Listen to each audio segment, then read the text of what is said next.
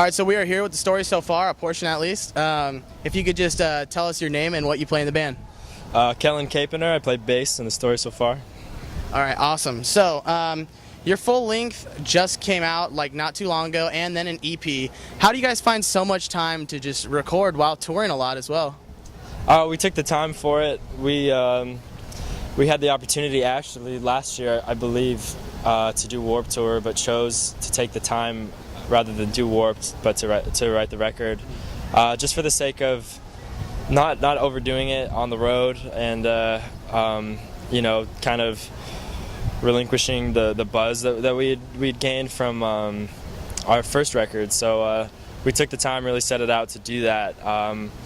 And we have been on the grind for a while now, touring, but we had enough time between tours to come home and lay down a couple tracks for our split with Stick to Your Guns. So. Yeah, so could you tell us a little bit about that split? I mean, it's really popular, and Clairvoyant's just like blowing off the charts. Everyone's like posting it on Facebook, Twitter. It seems to like really attach to a lot of people.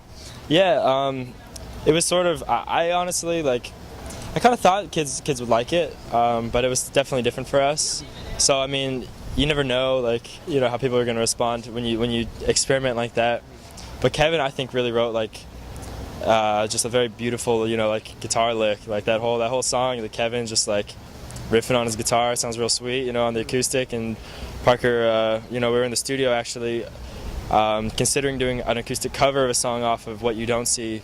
But then, Kevin busted that out, Parker busted out the lyrics, and like it was just one of those things where like it just worked and it just came together. Like in the day, like we had to record, and so we couldn't do anything else. We just, we thought, it was so well put together. Just like it was just kind of, they had the groove, and we ran with it. So kids like it, so it's good. Yeah.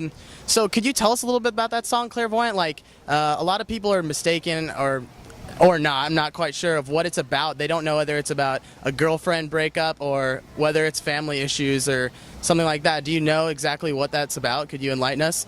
I mean, out of respect for, because Parker wrote the lyrics, obviously it's very personal to him. I mean, I'm not going to go into too great a depth about what it's about, but, it is about those relationships that, don't always, I would say, play out as you would hope, despite what you invest into them. I'll leave it at that, because I mean, even I can relate to his lyrics a bit. So I mean, to me, that's what I would translate from it, personally. So. Okay, awesome. So could you give us a sort of theme for this past album, the full length, just kind of what you guys want to give to fans as like a message? Yeah. So What You Don't See, pretty much. I mean, it sort of embodies the fact that, I mean, we're on the road so often that we don't really have an active role in our lives at home, and like, with the people, our friends and our loved ones. So I think because of that, people generate they generate this idea of what you do and who you are, on the road and like outside of their perspective. And the truth is, like, we're still very, very normal, like, people. We're the same kids that started the band, however many years ago. And I don't know, like, despite what they think, we're still very grounded in our roots, and nothing's really like going on. We're not getting big heads or anything about it. We're just, what they don't see is just the normalcy of like ourselves, that we've maintained. So makes sense. So just lastly, if you could just give some advice to upcoming bands, how to stay grounded, how to be a successful band with a good head on their shoulders, that'd be awesome.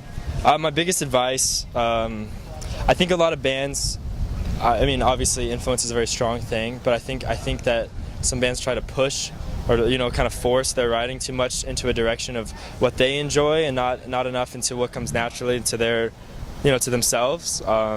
So I would say, like, I mean, with our band, we write the music we do because this is what we've been pushing out for 6 years, and this is what, the kind of music we've always really written, and it came naturally to us. We didn't see the genre as something that we wanted to be a part of and try to jump on board. It was just, like, it accepted us, and then this sort of subculture kind of, enveloped us around, around us, and that all came from just doing what we do. So I mean, for bands trying to, write music that other people like, I would say stick to what you do best. So, just sit down and write, and don't try to write anything in particular. Just jam and play, man. Be free. be a free spirit, man. All right. Well, that is story so far, and thanks for having us. Kind interviews. The lost ground ain't seen what you don't see. I'll question